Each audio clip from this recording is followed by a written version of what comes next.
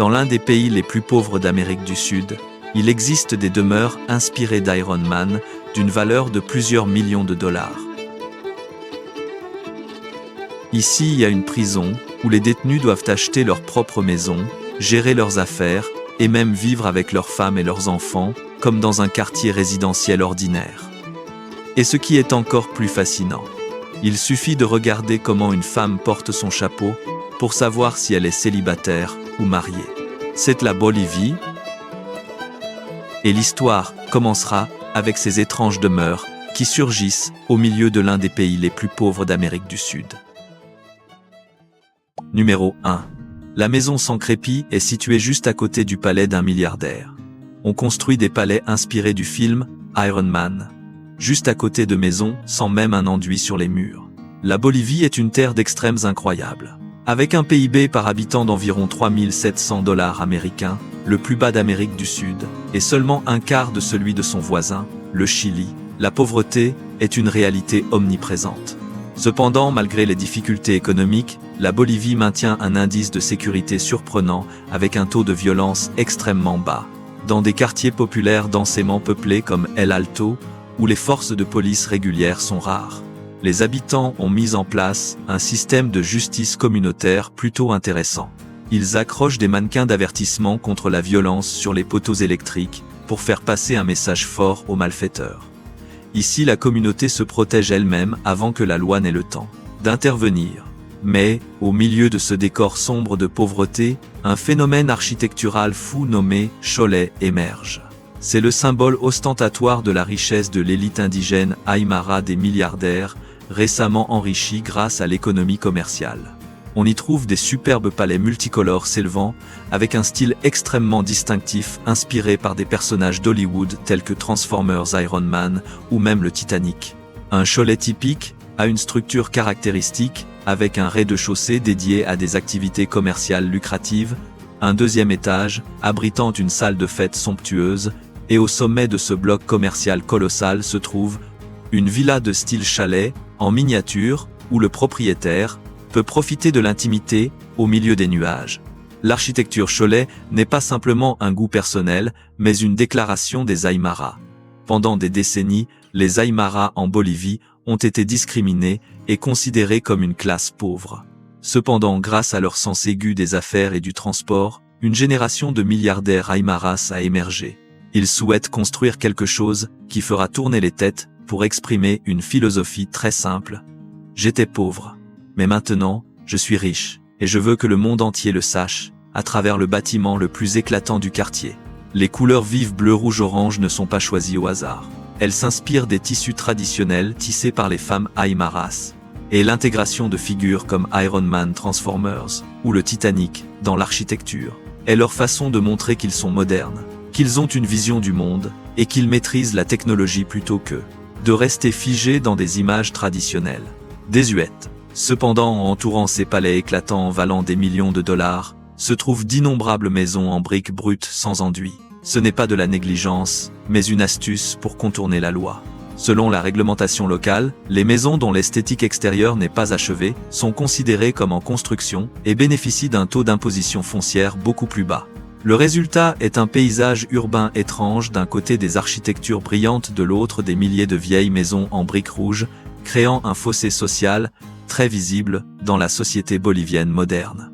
Si c'était, vous préféreriez-vous vivre dans un chalet coloré ou dans une maison en briques rustiques d'un Bolivien? Laissez vos commentaires ci-dessous. Cependant, ces maisons étranges ne sont que le début. Numéro 2. La prison autonome, la plus étrange du monde. Il existe une prison où les détenus doivent payer de leur poche pour acheter leurs cellules, et leurs épouses et enfants peuvent également y emménager pour vivre comme une famille normale. Au cœur de la capitale animée de La Paz, se trouve la prison de San Pedro, un lieu qui fonctionne selon un mécanisme unique en son genre, qui laisse quiconque sans voix. Loin de l'image des couloirs froids ou des barreaux austères, San Pedro ressemble davantage à un petit quartier résidentiel qu'à un lieu de détention. Ici, il n'y a pas de gardien en uniforme patrouillant dans l'enceinte. À la place, les détenus établissent eux-mêmes un système d'autogestion et maintiennent leur propre ordre. Ce qui est le plus étrange, c'est le marché immobilier. À l'intérieur de la prison, les détenus ne reçoivent pas de cellules.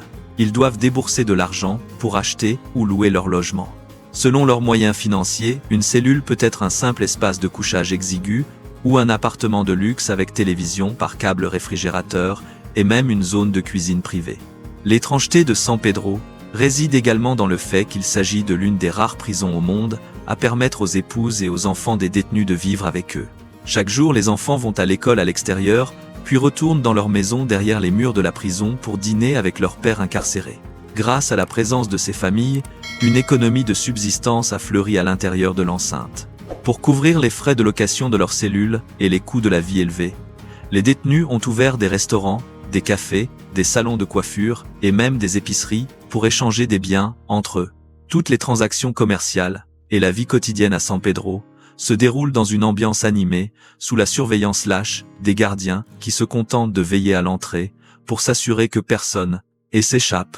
San Pedro n'est pas seulement un lieu de détention, mais il est devenu un symbole de l'autonomie paradoxale de la Bolivie, où la frontière entre la punition et la liberté individuelle est brouillée par le pouvoir de l'argent et les règles de survie impitoyables d'une société miniature à l'intérieur des murs de pierre. Si cette prison reflète une société atypique, les femmes boliviennes racontent une histoire encore plus unique.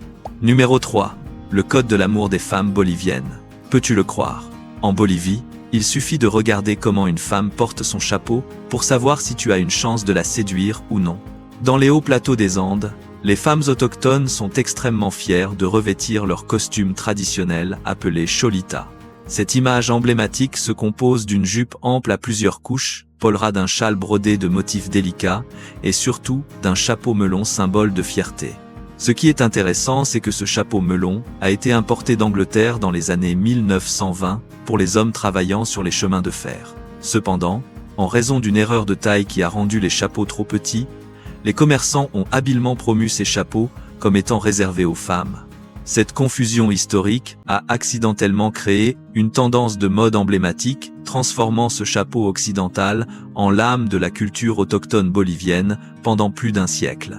Dans la culture des rencontres, ce chapeau ne sert pas seulement à embellir, mais aussi de station émettrice discrète sur l'état matrimonial. Si tu croises une cholita portant son chapeau incliné sur le côté, c'est un signal qu'elle est célibataire ou veuve et prête à recevoir des compliments. En revanche, si le chapeau est porté droit sur le sommet de la tête, cela confirme qu'elle est mariée et fleur déjà cueillie. Observer le chapeau est devenu une règle tacite lors des festivals, permettant aux jeunes hommes boliviens d'éviter des situations embarrassantes lorsqu'ils souhaitent approcher une femme.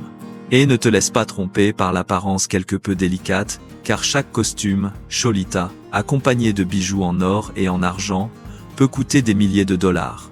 Dans un pays encore en proie à de nombreuses difficultés, cette tenue est un indicateur de statut social et d'indépendance financière pour les femmes. Pour affirmer leur féminisme et leur force résiliente, ces femmes participent même à la lutte libre, dans leur lourde jupe pollera. Elles réalisent des acrobaties et mettent à terre leurs adversaires sur le ring, sous les acclamations de milliers de spectateurs. L'image de ces cholitas puissantes sur le ring de lutte est devenue un nouveau symbole de l'essor et du pouvoir des femmes autochtones boliviennes modernes. De plus, dans la culture des Aymaras et des Quechuas, les femmes sont souvent celles qui gèrent les finances familiales. Elles sont des commerçantes extrêmement astucieuses dans les vastes marchés. Elles sont réputées pour leur franchise, leur détermination et leur côté coriace dans les affaires. Un trait physique caractéristique de ces femmes est leurs 2 longues tresses reliées par un cordon décoratif appelé tulma. Plus les tresses sont longues et épaisses, plus elles sont considérées comme un symbole de féminité et de santé. Mais derrière l'image de ces femmes autochtones se cache une culture qui ne manquera pas de te surprendre. Numéro 4. La gastronomie pas pour tout le monde. La Bolivie est l'un des rares pays où la chaîne de restauration rapide, McDonald's, a dû fermer tous ses établissements et se retirer définitivement car elle ne pouvait pas rivaliser avec la délicieuse et bon marché cuisine de rue traditionnelle des habitants. Tout commence avec l'Anticucho, le roi de la rue nocturne de La Paz. Dès que l'obscurité s'installe et que le froid mordant fait son apparition, les femmes indigènes allument des feux de charbon ardents, grillant des brochettes de cœur de bœuf, tranchées finement et marinées dans des épices piquantes. Le crépitement de la graisse qui grille se mêle à la sauce aux cacahuètes onctueuses. créant un arôme envoûtant qui transforme la texture ferme et croquante du cœur de bœuf en une expérience sensorielle irrésistible que tout voyageur doit goûter au milieu de la nuit froide.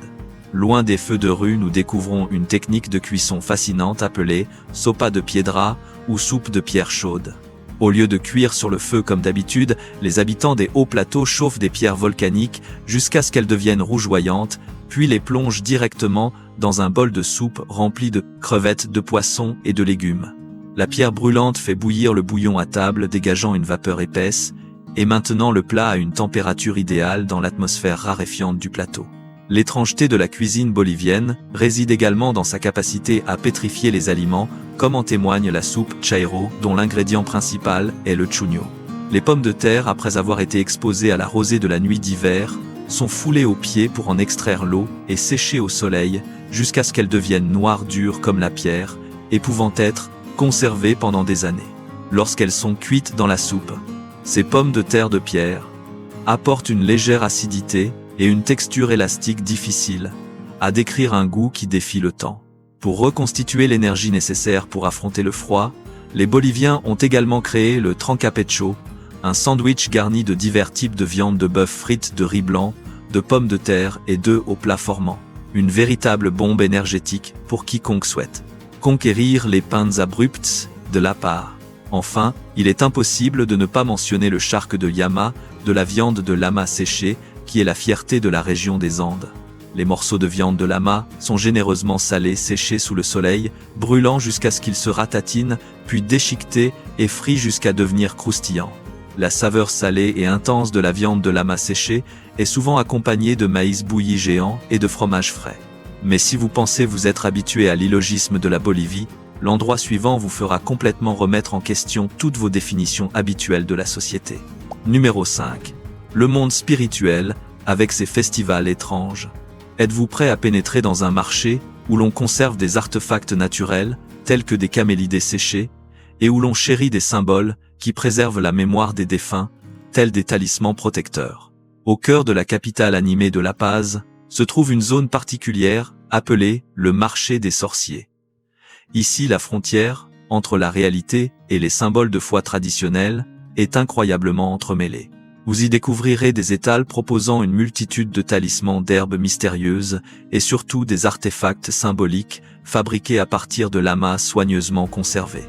Pour les Boliviens, cela n'est pas quelque chose de terrifiant, mais plutôt un sacrifice traditionnel destiné à Mère Terre, Pachamama.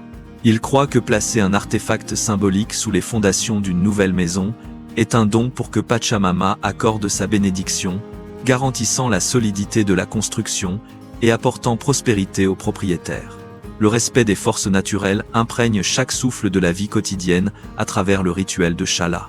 Que ce soit lors d'un somptueux banquet de mariage ou simplement lors d'un rassemblement entre amis sur le trottoir, les Boliviens accomplissent un geste très cohérent.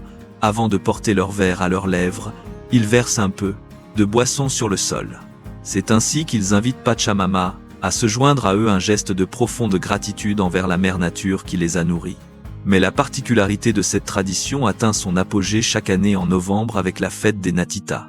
Les gens réalisent des rituels d'interaction culturelle traditionnelle avec des artefacts témoignant du temps, des défunts décorés de fleurs fraîches, portant des chapeaux, des lunettes de soleil et préparant des objets du quotidien. Comme un acte de partage, ils croient que ces espaces spirituels, s'ils sont bien entretenus, deviendront de puissants symboles de protection protégeant la famille des malheurs. Cependant, la spécificité de cette foi se trouve également dans le village isolé de Macha avec le rituel de Tinku. Ce n'est pas une simple fête dansante, mais une compétition traditionnelle de force physique très antagoniste entre les villages voisins. Au son de la musique entraînante, les habitants participent à des activités de lutte intense pour établir des pactes énergétiques avec la terre. Pour eux, c'est un rituel pur pour honorer Mère Nature. Plus le défi physique est grand, plus la sincérité est élevée, ce qui permet de satisfaire Mère Nature et d'assurer une récolte abondante l'année suivante. En Bolivie, la spiritualité n'est pas seulement une prière, mais un engagement intense à la fois spirituel et pratique pour maintenir l'équilibre de l'univers. Mais ces croyances particulières ne demeurent pas dans l'ombre ou dans des rituels secrets. Numéro 6. Les festivals fous et les plus uniques de Bolivie. Si vous souhaitez vraiment toucher l'âme de la Bolivie, vous devez plonger au cœur de la foule enthousiaste lors du carnaval d'Oruro, un chef-d'œuvre du patrimoine reconnu par l'UNESCO. Ici, la frontière entre le monde terrestre et le monde surnaturel disparaît complètement lorsque des milliers de danseurs se présentent dans la danse Diablada. Ils revêtent des costumes lourds, portent des masques emblématiques, avec de grands yeux et de longues cornes, et dansent avec passion pendant 20 heures, pour raconter la lutte éternelle entre le bien et le mal. Alors que la chaleur d'Oruro n'a pas encore refroidi la capitale. La Paz prend le relais avec le festival Grand Poder, où l'hommage à la position de l'aristocratie indigène atteint son apogée. Les femmes Cholita, vêtues des plus belles jupes, Polra scintillent de bijoux en or massif, tandis que des milliers de musiciens créent un défilé impressionnant, transformant les rues escarpées en une mer de couleurs éclatantes, luxe. Cependant, derrière ces danses éclatantes, se cachent des croyances anciennes illustrées par le rituel Tinku dans la région isolée de Macha. Contrairement à la musique joyeuse, le Tinku est une compétition traditionnelle de lutte physique, un défi intense entre les jeunes des villages voisins. Dans leur esprit, cette épreuve de force est le moyen le plus pur d'offrir à la mère terre, Pachamama, pour obtenir une récolte abondante. La foi en cette puissance spirituelle s'exprime également de manière unique à travers le festival Natita, ou le jour de célébration des symboles de protection traditionnels. Au lieu de se soucier du temps, les habitants apportent des objets qui préservent la mémoire, dans l'espace culturel commun, décorés de fleurs fraîches, portant des chapeaux et préparant des offrandes quotidiennes avec un profond respect. Convaincus que ces espaces spirituels protégeront leur famille des malheurs. Clôturant cette série de festivals tumultueux, une note d'espoir et d'optimisme résonne lors du festival Alazitas. Ici, le monde se rétrécit soudainement dans des modèles miniatures en céramique et en papier. Les habitants se précipitent pour acheter des rêves miniatures, allant des maisons et voitures aux diplômes universitaires ou aux petits porte-monnaies à offrir aux dieux de la chance et Keko. Ils croient que s'ils offrent sincèrement ce qu'ils désirent sous forme réduite, les belles valeurs se réaliseront dans le futur. En Bolivie, le festival n'est pas seulement une occasion de s'amuser, mais un voyage allant des danses éclatantes à travers des épreuves spirituelles et physiques rigoureuses, pour finalement se terminer par une foi intense en un avenir radieux et prospère.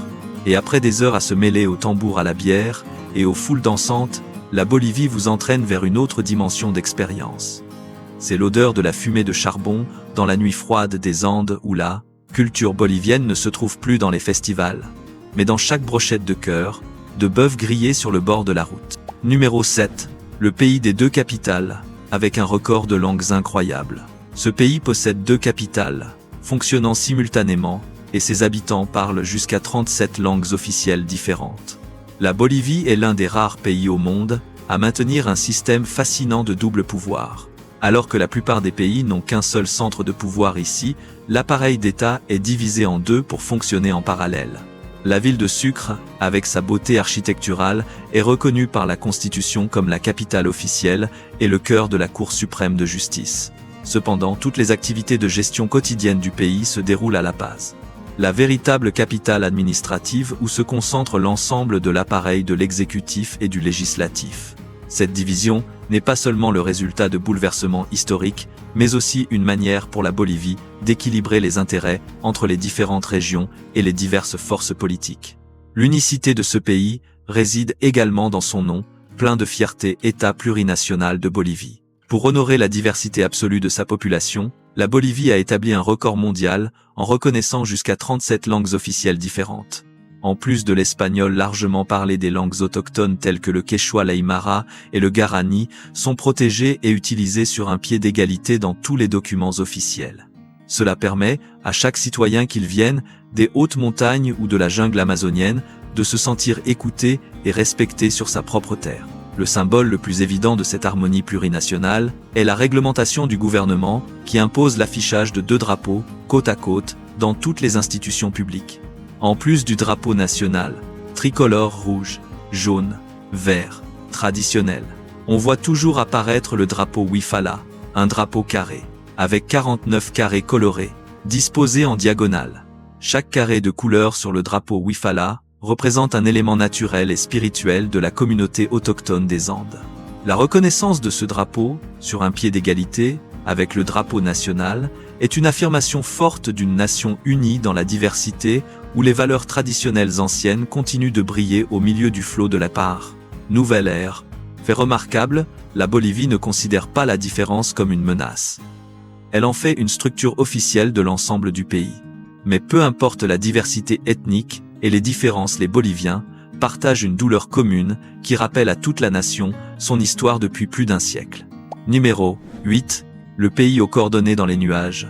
En Bolivie, se promener tranquillement dans les rues peut brûler autant d'énergie que courir un marathon. Et la limite de l'espace urbain ne mesure parfois que 3 mètres de large. Ce pays possède des coordonnées touchant les nuages plus élevés que tout autre pays d'Amérique. Alors que le sommet du Foncipan culmine à 3143 mètres, la capitale administrative, La Paz, se situe à une altitude moyenne de 3640 mètres. En fait, la ville voisine d'El Alto atteint même 4150 mètres plus haut que le camp de base du mont Everest. À cette altitude, la concentration d'oxygène dans l'air n'est qu'environ 60% de celle du niveau de la mer, rendant chaque respiration des visiteurs difficile et rendant les bouteilles d'oxygène personnelles un service essentiel pour éviter le mal des montagnes. En Bolivie, la première chose à laquelle vous devez vous adapter, c'est l'atmosphère. Cette rigueur est particulièrement évidente au stade Hernando Sill, situé à plus de 3600 mètres, considéré comme un défi extrême pour les équipes adverses. L'histoire du football a enregistré de nombreuses stars mondiales ayant dû utiliser des bouteilles d'oxygène sur le terrain en raison de l'épuisement. Cependant, pour les joueurs locaux, c'est une forteresse imprenable. Ils ont maximisé leur capacité d'adaptation pour transformer le manque d'oxygène en arme stratégique, créant des victoires inattendues contre les géants du football mondial. Pour conquérir le terrain escarpé au lieu de construire un système souterrain, la capitale, La Paz, a opté pour une solution aérienne avec Mi Teleférico, le plus grand et le plus haut réseau de téléphériques urbains au monde. Ce système est la circulation sanguine reliant El Alto et La Paz, réduisant le temps de trajet d'une heure d'ascension épuisante à seulement 10 minutes de glisse dans les airs. Cependant, en sortant du téléphérique, vous serez confronté à la route North Yungas, qui ne mesure que 3 mètres de large, connue comme l'une des routes les plus dangereuses au monde. Cette route n'a pas de garde-fou et se trouve juste au bord d'une falaise de 600 mètres souvent enveloppée de brouillard. Le défi du terrain est tel que les conducteurs ont une règle de survie particulière. Ils doivent conduire à gauche pour pouvoir sortir la tête par la fenêtre et voir de leurs propres yeux à quelle distance se trouve leur roue du bord du précipice. Le long de la route se trouvent des symboles commémoratifs des voyages difficiles du passé. L'aventure se manifeste également dans la façon dont les agriculteurs de la vallée de Yungas transportent leurs produits. Pour éviter de marcher des heures sur un terrain difficile, ils se suspendent à un système de poulies fait maison à 200 mètres de hauteur, réduisant un trajet de plus d'une heure à seulement 30 secondes de vol dans les airs. Pourtant, au milieu des pressions du terrain, la Bolivie sait comment rendre la vie plus agréable, avec une image profondément humaine, les chevaux zèbres. Ce sont des bénévoles, déguisés en mascottes, dansant joyeusement pour guider les piétons à travers la rue en toute sécurité. Leur présence aide non seulement à réduire les risques de circulation aux intersections, mais elle symbolise également l'esprit optimiste des habitants de cette région. Ce qui rend la Bolivie vraiment spéciale, c'est la manière dont ses habitants apprennent à transformer un environnement difficile en une partie intégrante de leur identité unique. Numéro 9. La feuille de coca et la lutte pour la préservation de l'identité. Quel type de plante possédant des caractéristiques biologiques particulières, selon les perspectives internationales, est utilisée publiquement, dans les rues, par les Boliviens, et vénérée comme un trésor sacré? Les feuilles de coca sont depuis longtemps devenues la base économique et culturelle indissociable de la vie des habitants des Andes. En Bolivie, les feuilles de coca sont totalement légales et considérées comme un symbole sacré, présentes dans tous les rituels spirituels, ainsi que dans les activités quotidiennes. Dans les marchés des sorciers, les feuilles de coca servent également d'outils pour les voyants. Ils lancent les feuilles sur un tissu traditionnel et se basent sur la façon dont elles tombent face verte ou face blanche vers le haut, feuilles empilées ou séparées pour prédire le destin, l'amour, ou retrouver des objets perdus pour leurs clients. Pour eux, les feuilles de coca sont les yeux et les oreilles des divinités. Le respect accordé à cette plante est tel qu'à La Paz, la capitale, le gouvernement a construit un musée de la coca pour honorer son histoire ancienne et sa valeur humaine pour le peuple. L'utilisation des feuilles de coca est répandue dans toutes les couches de la société, des agriculteurs, dans les champs, aux intellectuels, dans les bureaux. Pour eux, c'est une plante de force qui aide le corps à lutter contre le mal des montagnes, à chasser la faim et à augmenter l'endurance lors de travaux pénibles en milieu hypoxique. Cette habitude ne se limite pas à mettre les feuilles dans la bouche. Les Boliviens ont une technique appelée aculico. Ils placent souvent un petit morceau de lipta, une cendre végétale faite à partir de graines de quinoa ou de tiges de bananier entre les couches de feuilles de coca. L'alcalin dans cette cendre aide à libérer les composés organiques naturels des feuilles, maximisant ainsi l'effet antifatigue. L'image d'une joue enflée, à cause de la mastication des feuilles de coca, est devenue l'identité caractéristique des habitants des hauts plateaux boliviens. Cependant, l'existence de la plante de coca a plongé la Bolivie dans des discussions tendues avec la communauté internationale. Bien que les feuilles de coca sous leur forme naturelle ne soient qu'une plante ordinaire et totalement différente des substances chimiques intervenant, des organisations internationales ont exercé une pression considérable obligeant la Bolivie à éliminer ces cultures. Face à cette pression, un tournant historique s'est produit lorsque l'ancien président Evo Morales, issu d'une famille d'agriculteurs de coca, a pris le pouvoir. Une fois en fonction, il a fermement décidé de modifier les lois strictes, affirmant la souveraineté culturelle et protégeant les droits légitimes des agriculteurs, transformant les feuilles de coca en symbole de liberté et de fierté nationale face aux pressions extérieures. Pour prouver que les feuilles de coca sont un aliment sain, la Bolivie a créé un écosystème de produits extrêmement variés que les visiteurs peuvent acheter en souvenir, des liqueurs de coca, des sachets de thé, de coca, des chewing-gums, jusqu'à des dentifrices et même des biscuits à base de farine de feuilles de coca. Ces produits sont entièrement bénéfiques pour la santé tout en offrant une grande clarté d'esprit au corps. Et tout comme les feuilles de coca, de nombreuses choses en Bolivie semblent à première vue très ordinaires, mais cachent en réalité un système de signaux culturels extrêmement complexe. Numéro 10. La douleur de la perte de la mer et la volonté indomptable. La Bolivie était autrefois un pays maritime prospère, mais aujourd'hui, elle est l'un des 2 pays enclavés d'Amérique du Sud, complètement entouré par la terre. L'histoire de la Bolivie est une série de phases marquées par une résilience inébranlable pour protéger son intégrité territoriale. La plus grande empreinte que le peuple de cette nation se rappelle encore aujourd'hui est l'ajustement de son accès à l'océan Pacifique. Suite au bouleversement de la guerre du Pacifique, l'ensemble de la côte longue et riche en ressources de la Bolivie est passé sous l'administration du Chili. Depuis lors, la Bolivie est devenue un pays enclavé. Mais elle a toujours maintenu un esprit tourné vers l'océan. Jusqu'à présent, la marine bolivienne continue d'opérer sur de grands lacs, comme le lac Titicaca, comme une affirmation persistante de son aspiration à l'espace maritime à l'avenir. Mais cela ne s'arrête pas là. Les frontières de la Bolivie ont également subi des ajustements significatifs au cours de phases de délimitation des ressources complexes dans le passé. Elle a traversé le processus de transfert de la région d'Acre, une terre extrêmement riche en ressources en caoutchouc au Brésil. Ensuite, les bouleversements dans la région du Chaco avec le Paraguay ont également conduit à un changement de gestion d'une grande partie du territoire du Chaco boréal. Malgré les nombreux désavantages subis sur la balance diplomatique et les événements historiques, les chercheurs doivent toujours saluer la résilience des forces boliviennes. S'appuyant sur l'avantage de son terrain montagneux complexe et difficile, elles ont lutté pour protéger leur souveraineté et affirmer la position solide de la nation sur la carte du monde. Malgré les défis posés par les événements extérieurs dans l'histoire, la fierté ardente du peuple bolivien trouve ses racines dans un moment glorieux, le mouvement de Chuquisaca. Se déroulant dans la ville historique de Sucre, c'est ce tournant qui a déclenché toute une vague vers l'indépendance du continent sud-américain, mettant fin à l'époque de l'influence des puissances féodales occidentales. Les Boliviens se rappellent toujours qu'ils sont les pionniers qui ont allumé la flamme de la liberté pour tout le continent. Cet esprit les a aidés à rester fermes face à tous les tournants de l'histoire. Ce qui surprend n'est pas tant la perte de la mer par la Bolivie il y a plus de 100 ans, mais plutôt le fait que toute cette nation continue d'agir, comme si cette blessure n'avait jamais cicatrisé. Et peut être que c'est justement parce qu'ils vivent au milieu de tant de pertes, de dangers et d'instabilité que les Boliviens ont développé un lien extrêmement fort avec le monde spirituel. Numéro 11. Top 5 coordonnées à visiter une fois dans sa vie en Bolivie. En tête de liste se trouve sans aucun doute le Salar de Uyuni, le plus grand désert de sel au monde. Ce n'est pas seulement une destination touristique, mais une expérience qui peut complètement transformer votre définition de la beauté. Pendant la saison des pluies, cet endroit se transforme en un immense miroir du cosmos, où vous pouvez vous tenir au milieu d'un espace infini, sans pouvoir distinguer la terre du ciel. N'oubliez pas de visiter le cimetière de train tout proche, pour voir ces anciennes locomotives à vapeur, exposées au cœur du désert de sel, créant un paysage post-apocalyptique impressionnant.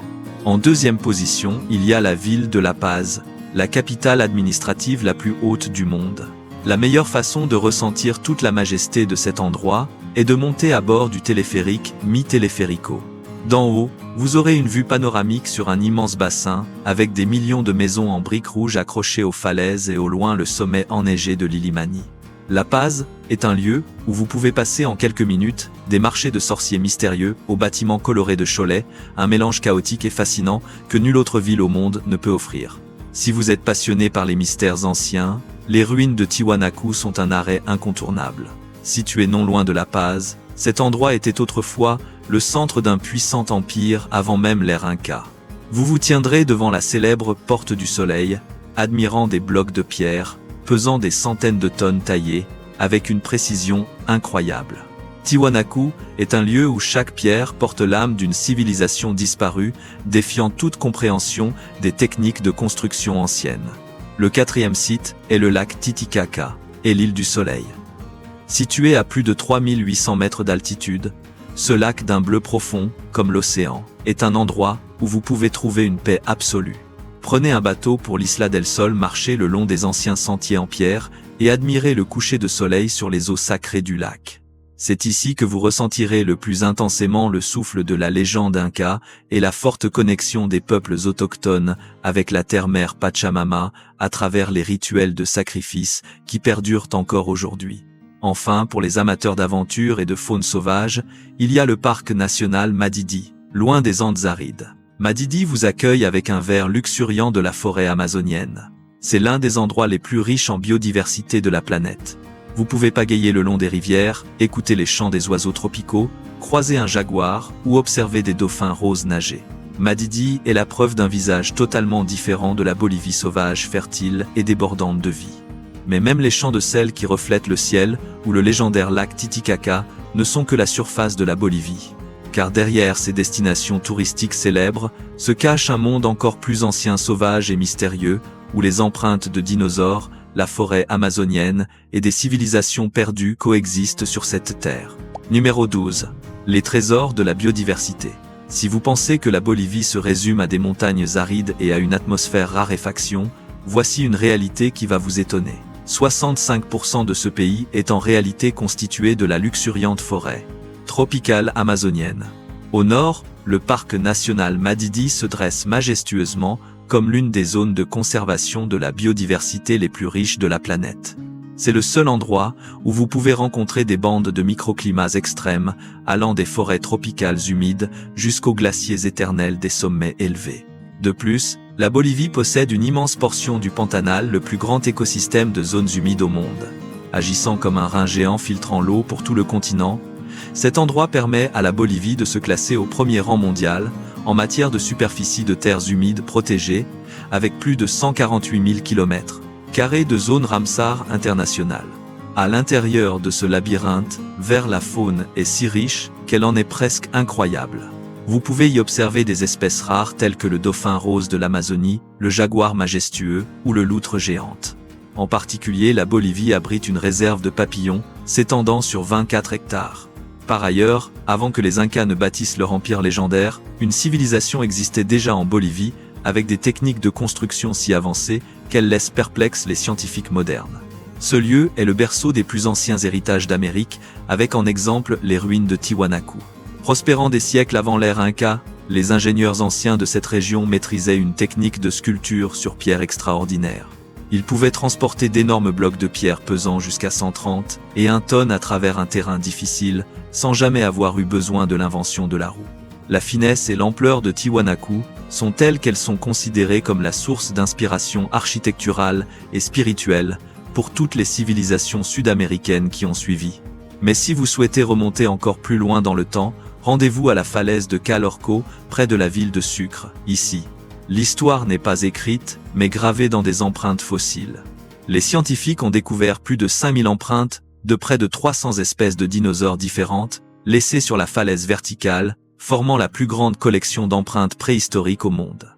En fait, dans le massif des Chiquitos, à l'est, les couches de roches datant de l'ère précambrienne sont même plus anciennes que la chaîne des Andes de plusieurs millions d'années. En Bolivie, chaque pas que vous faites écrase des couches de poussière de millions d'années, d'histoires où les traces de la vie primitive demeurent intactes au cœur du continent.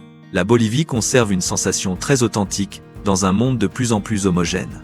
C'est peut-être pour cela que la Bolivie crée une impression très particulière. Plus on explore, plus on se rend compte que ce pays ne fonctionne pas selon la logique familière du reste du monde.